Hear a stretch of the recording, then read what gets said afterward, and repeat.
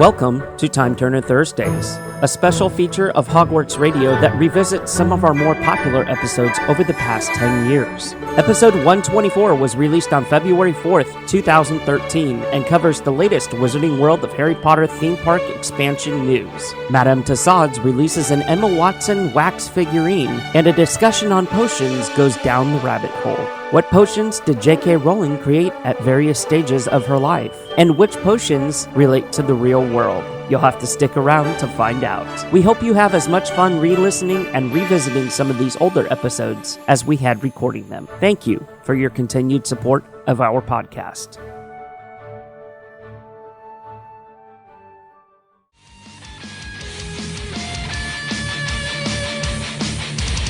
What a week, everybody. What a couple of weeks, actually. And welcome back. Welcome back to the program. We've got a couple of people here with us here today, and we're going to have a lot of fun. But we're joined today by Marissa. Marissa's back in action. Hi, Marissa. Hi. How you doing? I'm good. I'm good. busy. I'm crazy busy, but I'm doing good. I know. And it's about to be a busy next couple of weeks, especially for us. And we'll talk about that here in just a bit. But we also have a special guest on this week's show, Gina Marie. Hi, Gina. Hi. What's going on? Oh, not much. Just living the life, you know. Oh, living the life. Where do you live? I live in what I like to call Chicago, but what the rest of the world thinks is Chicago. Chicago? So, yeah. Every time I try a Chicago accent, it comes out kind of New Yorkish. So I'm like, yeah, I'm going to Chicago. Yeah, mine just comes out southern. It doesn't matter what I say. We stretch our A's, and New York doesn't have an A. They just have O's. That's wonderful. Good stuff. What up, theater? We make our A's into 2 syllables, so... Well, we're glad to have you on this week. Well, guys, it is an exciting time to be a Harry Potter fan, so let's catch everybody up with the latest news in the Potterverse. A few news stories, mini movie with Harry Potter cast to be used for Platform 9 3/4 or a Hogwarts Express ride. Now, first, told you this about a couple of weeks ago, or mentioned it last episode, rather, that there was a mini movie being filmed with the cast of Harry Potter for use within the Wizarding World theme parks, and it was suggested that it would involve the Hogwarts Express ride that will transport attendees from the rumored expansion area where the Jaws ride used to be and all that other stuff, to the Islands of Adventure area that currently houses Hogsmeade and Hogwarts and all that good stuff.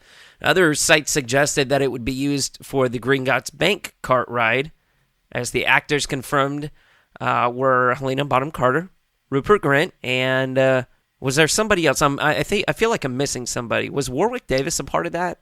I was right about to ask. If he was, then we can probably, by narrowing it down scene-wise, say that it was Gringotts. Yeah. Well, I don't see Helena Bonham Carter in any kind of Hogwarts Express scenes, at least in the movies. No, you're right. She wasn't. So, I mean... Even in that scene where they come for 5 seconds in DH Part 1, she wasn't one of them who came there, so... Right. So, according to multiple sources, it appears that our original suspicions were right. Rumors say that the Harry Potter actors are going to appear in the queue for the ride and celebrate a new school year. So, the line to ride the train will obviously be a lengthy one, so the storyline may imply that the long lines are due to the new school year at Hogwarts beginning, which would be pretty cool and a really neat way to explain why you're waiting an hour to get on the Forbidden Journey. The Hogwarts Express, if you guys don't know, it's going to appear very realistic on the inside with narrow walkways down one side of the train and individual doors leading to separate compartments and a pair of face-to-face seating benches similar to the films. The train windows are also going to be like a kind of a movie screen, presumably to provide the passenger the experience of traveling across the Scottish mountains. And it seems to be the ideal ride to have a few Death Eaters like Bellatrix attack the train and provide additional entertainment and stuff like that. So this, the expansion is set to open in summer or fall of 2014. We don't know really a nailed down date for that, but I think it's really exciting that we're going to be able to ride the Hogwarts Express and see this mini movie. So you're going to be watching a movie on a train? Well, what it is the windows. The windows are actually going to be the movie. Oh, okay. That makes sense. Did either of you get to see, or I guess get to go to the exhibition? No, I didn't. I missed that. Ugh. Not at all. Wasn't anywhere close. Okay.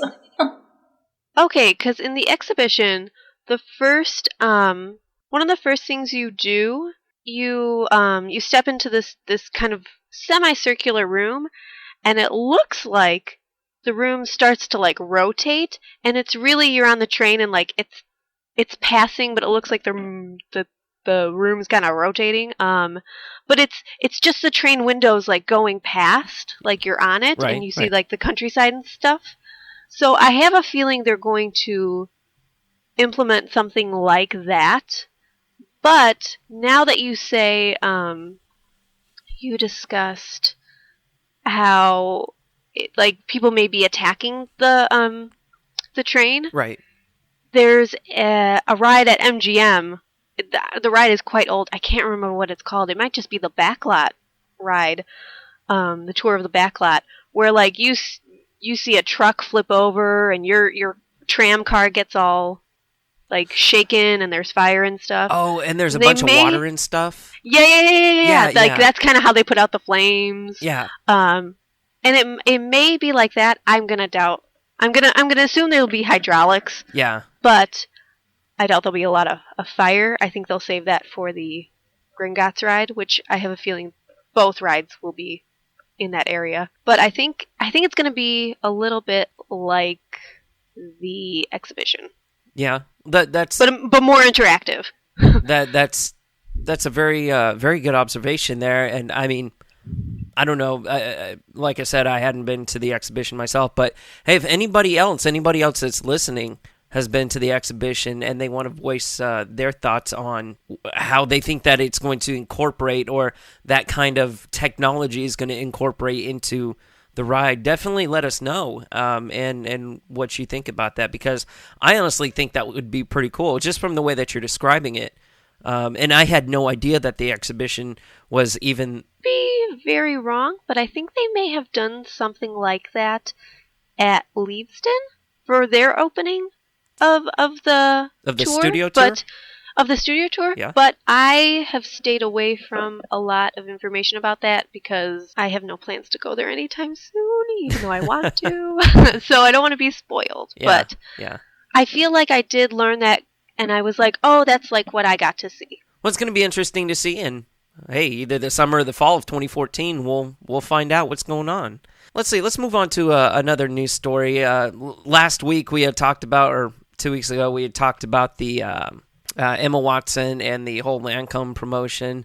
Now Emma's in the news again, and a wax figure of her is coming to Madame Tassauds in London. Emma, along with Dan Radcliffe and Rupert Grint, have already earned a star on Hollywood's Walk of Fame in L.A., but now Emma's to be modeled into a wax sculpture and displayed in the famous Madame Tassauds Museum in London. You know, I think that's a cool idea, because I go to a lot of wax museums and I've never seen any of the trio. I think we have one. Why does she get one? Here. Really? Yeah, somewhere. I think maybe Hot Springs or something like that. There's one in the state because my cousin went and took a picture with Harry and sent it to me, and he was like, "Look who I met." But you know, so it's That's somewhere cool. here, maybe. Why does she get one? Like, why doesn't Dan get one?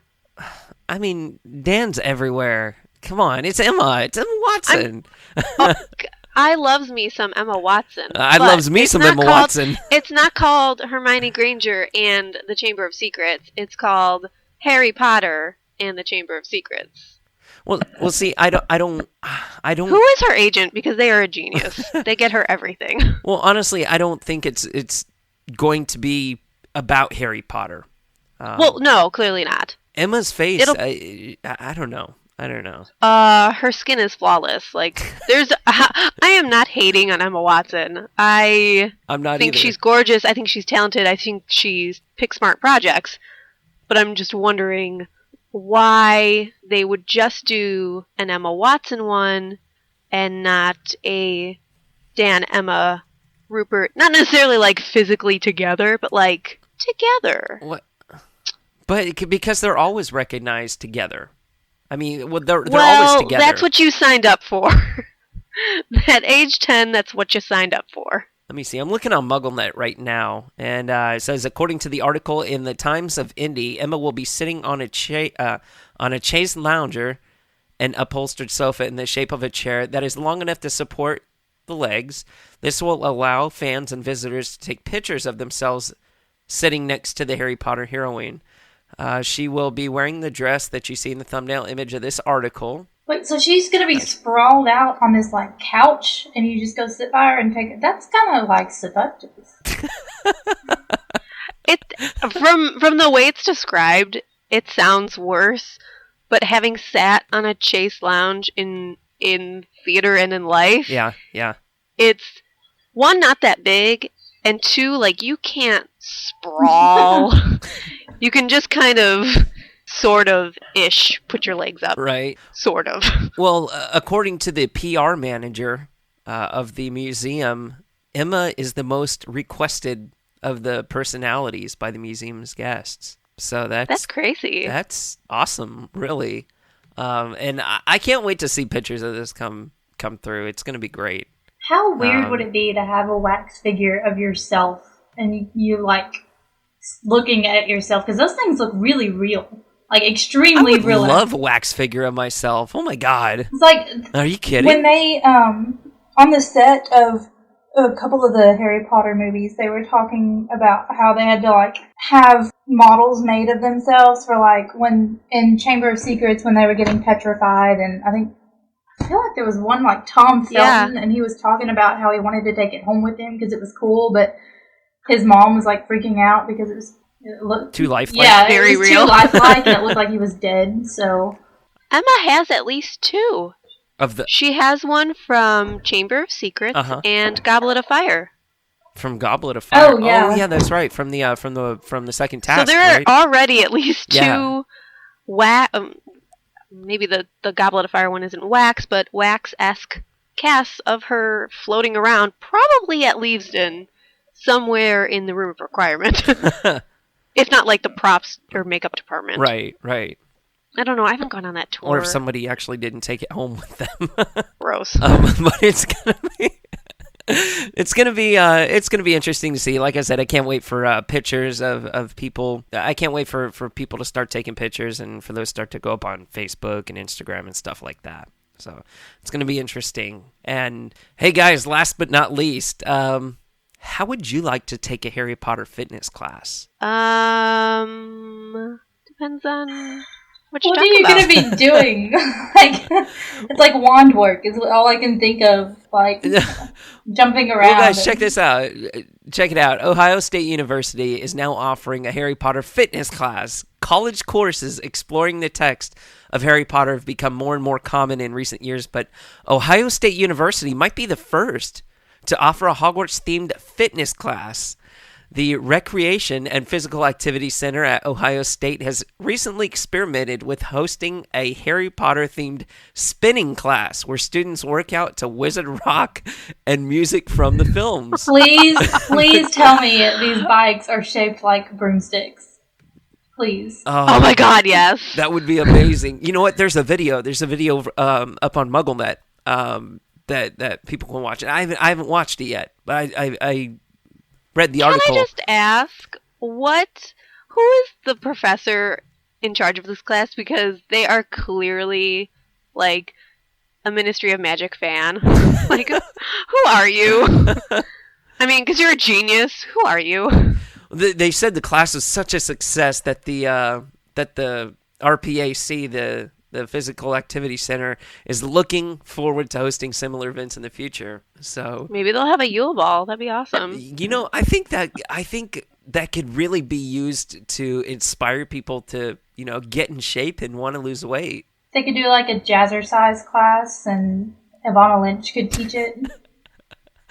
That'd be awesome. She would go more for the yoga, I think. She could be a guest professor. That's so funny.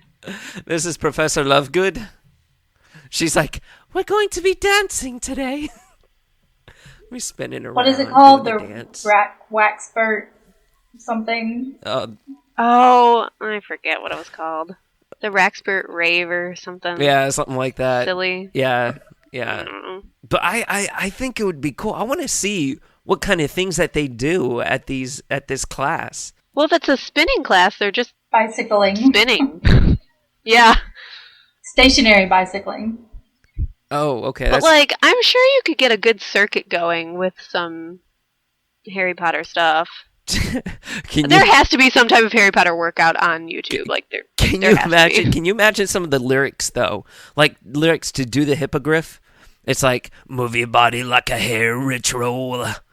I mean, that's not really inspiring. I could make a workout to that. I could. I know. I probably could, too. I think they could get away with the whole, wand dueling thing. Because watching some of the extras, on the DVDs or whatever, when they talk about how they had to choreograph wand fights and stuff, and, some of the interviews, and they're like, it was actually a lot of work. So I think somebody could get away with that. That'd be kind of cool. That's more cardio, though, because it's definitely a dance. Any type of stage combat or, I guess, film/wand combat is choreography. That's a dance. You're learning how to go to and fro with your partner. Right. That's definitely cardio, but it depends on how fast you're going, I guess. I don't know. My theater nerd is coming out. Anyway, go ahead and check out the video over at MuggleNet.com. Catch a glimpse of the spinning class and what some fans thought of bringing Harry into the gym. Let's go ahead and run through a couple of announcements this week. Hogwarts Radio is in the running for the 2013 Shorty Awards. The Shorty Awards honor the best in social media, recognizing the people and organizations producing real-time short content across Twitter, Facebook, Tumblr, YouTube, Foursquare, and the rest of the social web. The New York Times calls this the Hollywood has Oscars, Broadway has the Tonys, and now Twitter has the Shorty Awards. The ceremony is going to take place in New York City on April 8th, 2013. And to vote for Hogwarts Radio, please go to shortyawards.com/Hogwarts Radio. We're in the running for the podcast category, and we're probably 24 votes behind now. But, I mean, we can catch up really, really quick, especially with the Harry Potter fan base at our back. Also, while you're there, go ahead and vote for our friends over at MuggleNet under the fan site category. We did a live show with them probably about a week ago, I would say. And that was a lot of fun, and it got us quite a few votes. So again, go ahead and go to shortyawards.com, Hogwarts Radio under podcast, not podcaster or porter or potter or anything like that, podcast. And then MuggleNet under the fan site category. You guys would be surprised. We have people voting for us under the podcaster category. And I mean, that's... How? I don't know. I don't know. But it's getting us votes, but it's getting us votes in the wrong category. So once you do that and you send out a tweet, we'll actually retweet it and favorite it as well. And MuggleNet said that they're going to do the same thing. So MuggleNet has been doing that same thing. Yeah. I've been noticing. Yeah, they have. Also, second announcement here. This is kind of controversial, but I want you guys to check out my new website called Bieber Hype. It's a completely new Justin Bieber fan site dedicated to all things about the performer, and a lot of people, a lot of Bieber fans appreciate it. But there's a lot of people that really don't appreciate it, and if it's not your cup of tea, that's okay. Just I ask that you be respectful about whose cup of tea it is. Now I really want tea. So yes, check it out, BieberHype.com, and check it out on Facebook as well. News is slowing down just a little bit there because his tour, this leg of his tour is ended and won't pick up for about another month or so. But please check it out. Let me know what you think. BieberHype.com. All right, guys, let's get to this week's discussion about potions. Every time I think of potions, I think of Once Upon a Time. I'm on a Once Upon a Time. I think of wine. You think of wine. That's your potion, right, Gina? Mixed drinks are my potion, but I mean, I think of wine. There we go. But we're going to this is a loosely based discussion. We're going to kind of have it as a favorites discussion. So we're going to talk about a few favorites and, if we could brew any potion, what would it be? All that other good stuff. So let's start out. Potions. What is your favorite potion? What is your absolute favorite potion out of the entire series? I still think it's the old standby of Veritaserum. Veritaserum. The truth serum. Because there's so many liars, like, not even in, like, there's so many liars in this Potter series. Yeah. And, like, there's just so many liars in life. Yeah, well, that's true. That I would love some. Just slip a couple of my friend's water bottles. It's fine. It's really cool. Veritaserum. I think they call that vodka in the real world. They do. Actually, or tequila. Right. But yeah, that's very true, and it comes in handy in the series. No matter how much you want to lie, you can't. It's kind of like Liar Liar. You guys remember that movie with Jim Carrey? I watched about 10 minutes of it. I wasn't allowed to watch it. Oh, ooh. I really don't think I was either. I could probably watch it now. I just remember my parents were watching it when I was younger, and they were like, "Oh no, you can't watch this movie," and I just was like, "Okay, whatever." Went and put on The Lion King or something. Better movie, right?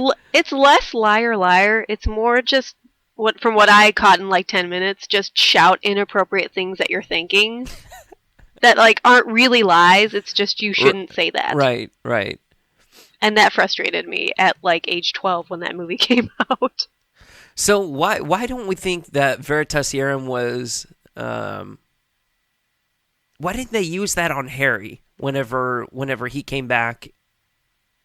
You know, from the graveyard scene in Goblet of Fire, and after they used it on fake Moody, they could have used it on Harry to find out if he was lying or not. The Ministry could have, but I don't know if that would be really moral. The Ministry didn't want it to be true. Well, they were trying to cover it up. That's very true. What Harry should have done early on, and by early on I mean as soon as he figured out what Veritaserum was taken that stuff, gone to Professor Snape and said, "Oh, hold on, let me put this in your little drink. Here you go. Why don't you like me? Why aren't we friends, Professor Snape? Why aren't we friends?" Right. You've been like, I loved your mother. Or he should have done that to Dumbledore and said, "Okay, really tell me the truth." Right, this time, exactly. since you've done it 8 times. Yeah. Well, Dumbledore kind of died, so he didn't have the opportunity to do it. Spoiler alert. Whoops. Sorry. Anyway. Wait, Dumbledore died? P.S. Snape did Yeah. And you know what? Snape's really a good guy. Just don't tell anybody. My dad was convinced that Snape was Harry's real father. Oh my god. He was close. He could have been. You think it would have been in Slytherin if that was the case? Yes. Really? If he grew up with Snape, or if it was just genetics. Oh my gosh, Just this is genetics. a whole new discussion. No. Sorry. Yeah, that's a completely different. Write that down and save that for later because I could write a thesis on it. All right, we can definitely save that for later. Marissa, what is your favorite potion used in the series, or I mean, any kind of favorite potion that's used in the books or the movies or anything like that? Well, I sort of have 2, but one's kind of cliche. It's Felix Felicis, or whatever. Of course. Yeah, everybody loves that one. Okay, I said that same thing. I wrote that one down, and I was like, no, everyone's gonna say that one. Yeah, so I have another backup. It's okay. Dittany. I love Dittany. Like Essence of Dittany. Was that right? Good call. Oh yeah, that is really good. That was a helpful one. Yeah, and me being as clumsy as I am, it's like awesome. I should just start carrying that instead of, a bag of Band-Aids in my bag or whatever. So Essence of Dittany. That's actually a really good one. I like it. I do like that. That's a good choice. But you know what? It didn't really heal as fast as I thought it was. I thought it was just like an instant, poof, you're better kind of thing. But it wasn't, because it took Ron, like a couple of weeks. That's because his scar, the spells that were cast on him were so powerful and so bad that even Dittany which is kind of like the amoxicillin of potions, couldn't get all of the virus, the bad stuff out. Well, I think wasn't he was just splinged, wasn't he? Yes, yeah. But, like, it couldn't repair and, like, regenerate everything because it was so bad. And I think it has to do with the severity of it, too, because, like, his was ripped basically, like, down through muscles and everything, and so it took a little bit longer for that to, like, take effect and work and heal. But then when they got off the dragon, they put it on their hands too, because their hands were all burnt up and stuff. And I think it pretty much instantly healed that, just because it was more surface. Well, if you think about that, what about Skelegro being only took Harry like a night to regrow his bones? Well, that was and a those different were potion. Really deep. Okay. And he only had 2 bones to regrow. Ron could have had his entire shoulder, plus maybe some arm, muscle, tissue, bone to regrow. And there's more than... Your shoulder is a lot. That's a joint. Well, I know, but there's more than 2 bones in your whole arm. Well, yes, I know, but he just had to fix the bones. Like, the tissue and stuff was still intact. Okay. But... And that's what Skelegro does. Like, it focuses on regrowing bones, and that's all it does. Whereas Dittany, I think it's like burns and cuts and possibly bruises, and it's kind of a wider array, and it doesn't really focus on one thing. It does a whole lot of things at once, whereas Skelegro is just like, here's a bone. I think my favorite one would be the Magi Me More. And what they are, it's a potion. It's magical pills that allowed the regaining power and concentration that some elderly wizards lose over the years. It's like a kind of a cure for Alzheimer's, wizards' Alzheimer's. And I think I would love that. I think that would be awesome if we were to have something like that. Because it seems like for most wizards that we read about, like Dumbledore and Grindelwald and Aberforth, like they kind of maintain and get a little stronger as they get older, but then there are other people that they don't focus too much on, like Bathilda. Right. Where, they kind of, their powers don't grow with them after a certain point. And that would be frustrating. Oh, yeah, definitely. And upsetting to kind of have to deal with. Would you, okay, here's some side effects. Would you want to have some of these side effects? Dizziness, vomiting, and tusks? I don't want tusks. I would rock tusks. Oh, I would. Gina, the tusks would be heavier than you. You would be top heavy. You would fall over. You would be like the dog on The Grinch Who Stole Christmas. Aww. And just going down, and then like somebody getting a saw and then sawing off your tusks. Oh. I wonder if these are I wonder if squibs take these. I wonder if it would help a squib. I don't know. Or if they would try to take it and it doesn't work, but they're, Well, I wonder if a muggle would take it, and if that would work on them. I mean, it's the same kind of question. It's not like you have to be magical to be able to consume a potion or anything like that.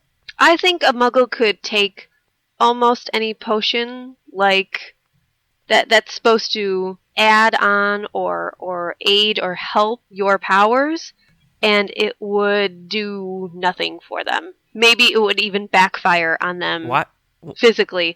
But as a muggle, you don't have that special, I say gene, but it's probably not really a gene. You don't have that gene to enhance. Okay, that's a good way of looking at it. But it's kind of like, well, what if a muggle was given a wand and a spell? Would they be able to use that and yield it? No. If Dudley was given Harry's wand, like if he just kind of like picked it up one day and said Alohomora, nothing would happen. Really? Yeah. Okay. So I don't know if I mean that's very smart about the whole, that particular gene that they have to have. Did you read the advertisement for this? Yeah. I'm sorry, but it almost sounds like wizard magic Viagra. So, spellwork lost its fizz, charms gone stale and droopy, then you need Magime More. Losing power and concentration as you grow older? Roll back through the years with Magime More. One daily pill and you will be transfiguring like a wizard of 20. I can't breathe. Yeah, get it. Oh, that's anyway. Too good. But yeah, that's I hadn't thought of it that way either. Okay, who's got another potion?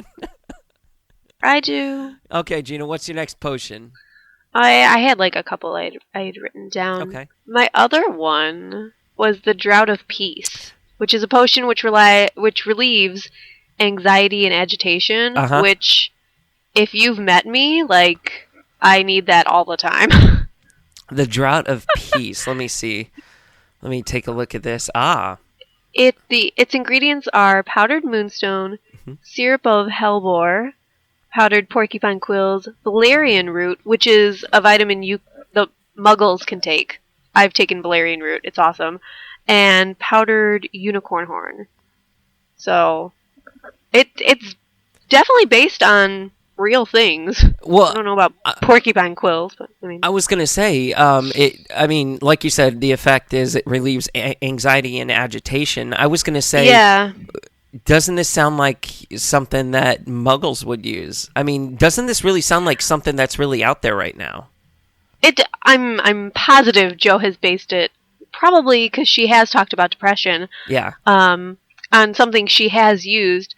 And valerian root is a very natural way to relieve stress and depression for people. It kind of just zens you out. You just kind of are a little slow going.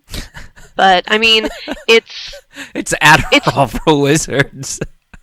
Kind of, but like, no, I don't know. Yeah. But it's natural. It's very natural. So right. A lot of people like to take it as opposed to the crazy stuff that gives you wackadoo side effects. Yeah. But I just thought that was very interesting that, because I'd forgotten about this, that it was something she had made up, and I thought, oh, that's definitely something, in my opinion, that's definitely something Jo based off her life. Yeah. Oh, yeah, definitely. Yeah, because she did have that bout with anxiety and depression and that really dark period in her life before Harry came along. So to be able to tie that in and to be able to... Well, she also said during her writing she had bouts of it as well, which is why there are so many dream sequences in Order of the Phoenix, because she was having crazy dreams. And not crazy, but like very vivid dreams about certain things. And she thought Harry should as well, I guess. Okay, another potion, Marissa. I didn't list another favorite. I mean, I had the Felix Felicis one. We didn't really talk about it yet, I guess, so. Okay, so Felix Felicis, yeah, who wouldn't want to have that, really? And again, that can be another one tied to alcohol or, something like in the real world, like marijuana or something like that. It makes you feel lucky, but it actually causes luck. I would take that and then go to the casino. I know, right? And I would win $1 million. Overuse can cause giddiness and reckless behavior, Gina. She's all, I'm at the casino. I won the whole casino, y'all! It's extremely toxic in large quantities, highly disastrous to brew incorrectly. So it does take skill. That sounds exactly like alcohol. It does, right? Moonshine. I've never watched it, but Moonshiners, I'm sure if you make alcohol incorrectly, it's going to be bad. And when you take too much alcohol in, it's very bad. Yeah, definitely. It's a public service announcement. Extremely toxic in large quantities. Yes, alcohol. Highly disastrous to brew incorrectly. Yes, alcohol. Makes you giddy. If you mix it, yes. Overuse can cause giddiness and reckless behavior. Yep, alcohol. Yep, basically. This is definitely her pointing towards alcohol in small moderation. Small moderation, except for like less than a shot in this, like increases your luck. Which is the adverse. Well, because it's magical, it's a little more potent than what we got. Yeah. It takes 6 months to brew. Did you guys know that? It's that sucks. Yeah. There's actually limitations on this. In case you guys didn't know, Hermione explained to Harry that in the 6th book that luck can only get you so far. And luck is not powerful enough to get through a powerful incantation. So in case, for all of you out there that are wondering, well, why didn't they just brew, a whole batch of this and drink it before the final battle? No, it doesn't quite work like that. The effectiveness will wane off after a certain amount of time. As we'd said, overdosing is very dangerous, very toxic, and over-reliance on it may lead to dangerous overconfidence, giddiness, recklessness. And the potion is very difficult and time-consuming to brew, as we just stated. Yada yada. I'm going to cut that out. Due to its effects, it's considered a cool. It's not cool. It's a tool of cheating, and therefore prohibited in organized events such as Quidditch and examinations. Can you imagine, like, both teams at the Quidditch World Cup taking Felix Felicis? Like, who would win? Be like the steroids debate. Yeah, exactly. Oh, yeah. Too soon. Lance Armstrong wasn't on dope. He was on Felix. Oh my God, what if? Oh my God, is Lance Armstrong a wizard? No, he's... No, he's not. No. He's not, trust me. Let me see. There's a couple of people that have taken it. Dumbledore took it. Only recreationally, of course. Slughorn took it once at age 24, once at age 57, and once on May 2nd, 1998, during the final battle. Had 2 perfect days, and then he didn't die. Yes. Ron took it. He used the potion to help him escape the Death Eater's curses. Ginny took it to help escape from Death Eater's curses, and Hermione also the same thing, to escape from the Death Eater's curses. Now that was in the 6th book when they're... Yeah, yes. Yeah. Yes. Yeah. In that sort of final battle that they cut out of the movies. Yeah. Oh, I meant to tell you all my really terrible story. Oh, what's your really terrible story? So, it kind of goes along with my first favorite, which is when I was going to tell it, but I forgot.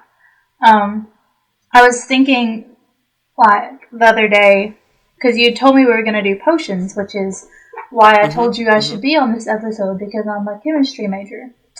So, Right. I was thinking about, like, all the potions, and I started thinking about the Skelegro and the Dittany, and I was like, man, why didn't they, like, use this more often and stuff? And I started thinking about scars. And I was like, this would be sweet. Like, I have a scar from being attacked by a dog when I was a kid, and my best friend has a big scar on her arm from a 4-wheeler accident. And so I started thinking, I was like, why didn't they use this more in the movies? I mean, surely Harry and Ron and Hermione are all scarred up from all these battles and everything they have to do, and Harry's always in the hospital. Right. And then I was like, no, shut up, Marissa. That's what the whole book is based on, because Harry has a scar on his forehead. I was just like, I'd completely forgotten about that. And then I remembered Dumbledore saying something about how he's got a scar that's a perfect map of the underground, and he wouldn't remove scars if he could. And I was just like, why wouldn't he do that? And I was like, oh, wait. There's a reason. I always forget it, because the 5th book isn't my favorite, But in the brain room, or whatever it's called, in the 5th book, Ron gets scars from the brains, like, sticking to his neck or something. Yeah. And I always forget that he has them forever. Like, book 6, book 7, Ron's got these scars. And I always forget that until I read something random, and I'm like someone else describing them, and I'm like, oh yeah, those are still there. And I forget Hermione, I think, has something else, not as visible, but I think I try and downplay scars because I have too many and I don't enjoy them. Right. I don't have. They never dwell on those. Like, Ron never says, like, oh, his scars itched or burned or whatever. Right. Huh. Yeah. I just felt like kind of an idiot because I forgot Harry had a scar. It's a little bit important. No, that's awesome. Just a tad. Let's talk about some other potions. Just a couple more here. There is one that is called the... Okay, this is the Viagra of the wizarding world. The girding potion. Okay, Snape says, and this leaves you with the girding potion, which may be consumed to increase one's endurance for a considerable number of weeks.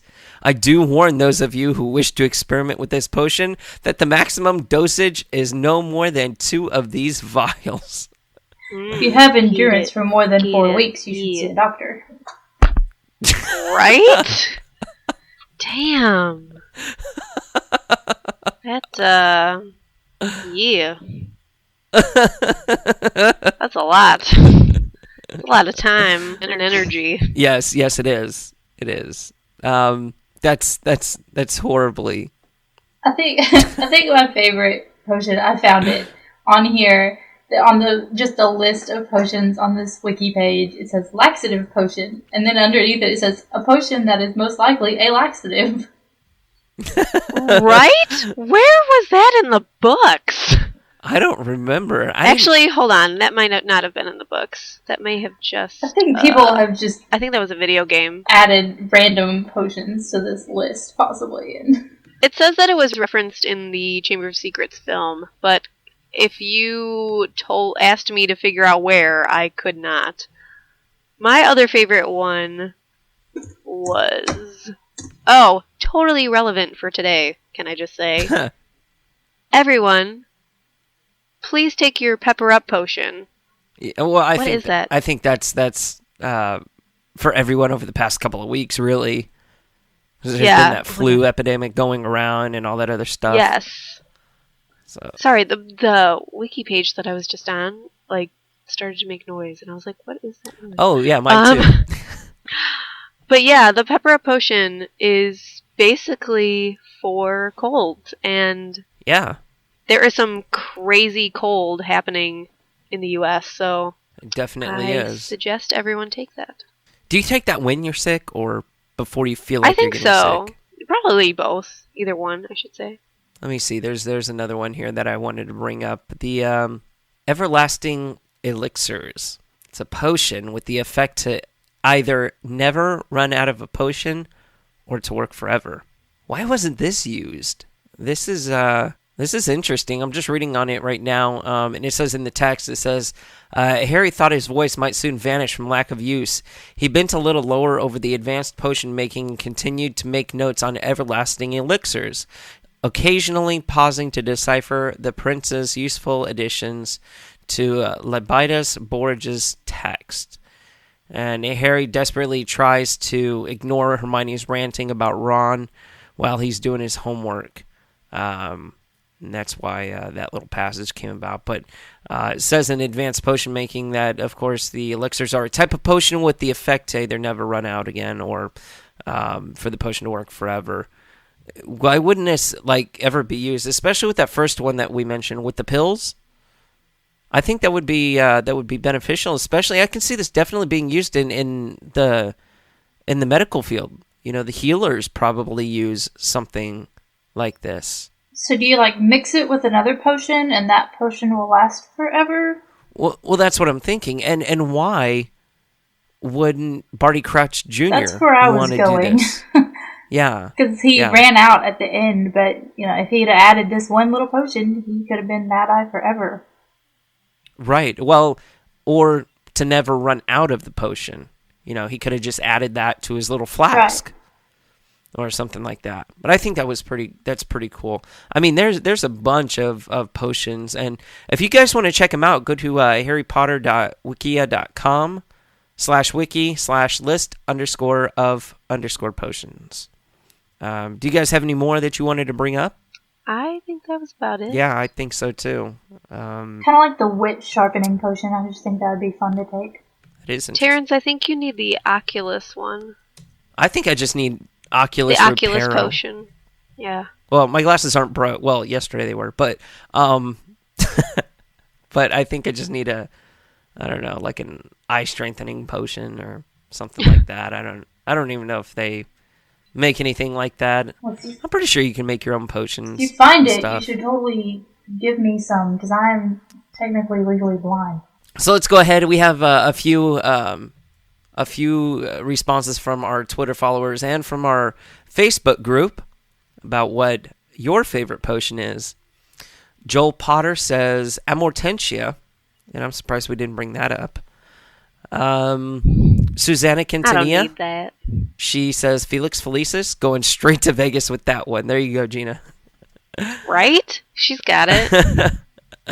Laura Randell says Love Potion number 9. Crystal Fiddler says White Eye Potion. Have more time to get more things done. It's not a bad idea. Hannah Abity says I prefer Amortentia as it smells different to everyone. It would be the perfect perfume or cologne. I don't know if I agree with that, because like Hermione smelled toothpaste, I think it was, and freshly cut grass. Spearmint toothpaste, yes, and freshly cut grass. I don't know if I would want to smell like that. Well, she only smelled the toothpaste in the movies. I don't think it would be a mixture of those. I think it would be one of those. Yeah. That you would smell like, I should say. Honey Cruz says Felix Felicis because it helps the drinker to succeed. What would you do if you knew you wouldn't fail? Endless possibilities. Might be a little bit of overconfidence there. Really a big downfall of that potion. I would bungee jump. I wouldn't. If I knew I couldn't fail, heck yeah, I would. Let's see. And the last one that we have here is from Kulin Bata. JLM writes, Polyjuice Potion. I mean, how cool can it be to be able to transform into other people? So I agree. There'd be a couple of people I'd want to transform into. What up, Emma Watson? I wouldn't turn into Emma Watson. Yeah, I would. Oh, yeah. Well, I'm a dude. You're a chick. So that would work out well. Good call, Terrence. Good call. You know what? I was just thinking, guys, what if Jesus was a wizard? Used potions and had powers to heal the sick, like... He turned water into wine. Right, exactly. I gotta stop talking about wine. Hey, Seamus tried in the movies. He was did. like, turn this water into rum, and then it blew up in his face. So he obviously wasn't Jesus. That is why he's my favorite character. Seamus isn't Jesus. Oh my god, you just solved my life. Oh, sorry about that. Seamus isn't Jesus. But I choose to ignore that. All right. I think that's about it. Let's go ahead and wrap up this week's episode. Thank our guests for being on. Gina, thank you so much for coming on. I had a lot of fun. I did too. Thanks for having me. I know. You're like, finally, jeez. No, I did not say that. I did not say that. And Marissa, it's been a pleasure, as always. I know. Thank you so much. And hey, we've got a project in the works that we're currently doing, right? We've got Bitercast coming back. Hopefully. Yes, it will. It will. Trust me. We're just trying to get settled. The Walking Dead returns in about 2 weeks, so we'll definitely have our other podcasts going and start plugging the links on our social media outlets and stuff like that. But for now, if you have a question about Hogwarts Radio or that you want to send in, and if you want to be a part of our voicemail segment, to do that, if you're in the United States, you can dial 1-210-888-0700, and if you're in the UK, We've also got a number for you. It's 020-8144-7121. Or if none of those methods work, go ahead and Skype that username Hogwarts Radio and leave us a message there. Also, make sure to visit hogwartsradio.com for a handy feedback form to contact any one of us, or email us at our first names at hogwartsradio.com. Don't forget that hogwartsradio.com also has the variety of community links to get more involved in. We have our Facebook, YouTube, Twitter, over at twitter.com/hogwartsradio. Vote for us in the Shorty Awards, please. We are so close to overtaking that category, and we definitely appreciate your support. Real quick here, Gina, if anybody wanted to follow you on Twitter, what's your handle? PennyLane516. At PennyLane516. And Marissa, what is yours? Marissa Kale, and Kale is Kayle. Okay, and you can follow me over at TerranceUS while you're following all of those accounts. And we promise to tweet some really interesting stuff. We always do. But really, that's all the time that we have this week. Thank you very much for tuning in, everybody. I am Terrence Pinkston, and we'll see you next time for episode 125. Bye-bye. Bye.